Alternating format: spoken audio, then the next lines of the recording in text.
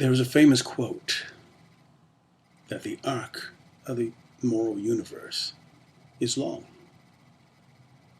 but it bends toward justice. But how long is that arc? How long do we have to wait for it to bend? Let me tell you a story of three men who waited 35 years to see that arc land at their feet. There was no guarantee that they would ever receive justice. In fact, these young men became old men and expected to die in prison. An organization that works for the rights of the falsely convicted finally was able to earn their release. But what happened to their lives? 35 years of their lives. I'll tell you. There was a cop who coerced a 10-year-old boy. A 10-year-old boy who was on a school bus at the time of the murder,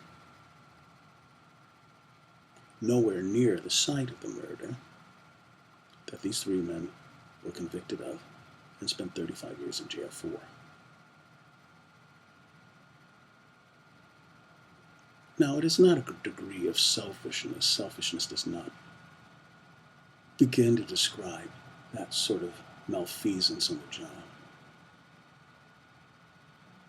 But the idea of having a mandate to catch criminals, not to do justice, is a significant problem. And these three men are the victims of it. This police officer had coerced other so-called witnesses. He had a habit of doing it. He was demoted for doing it and then raised back up again. But still, he was still a cop in the same department.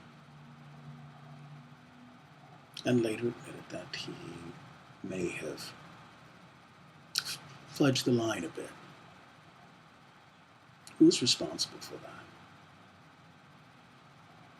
Well, certainly the officer who made the original declaration that a confession had been made to him.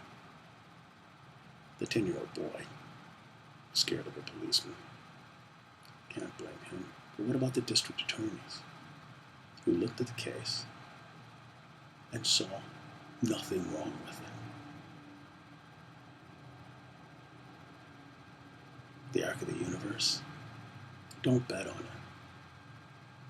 Because the list of people who I've made these paintings about don't just look like me. Well-educated Asian men are on my list. Swell, blonde-haired teachers are on my list. Falsely accused, falsely convicted, and falsely imprisoned for years.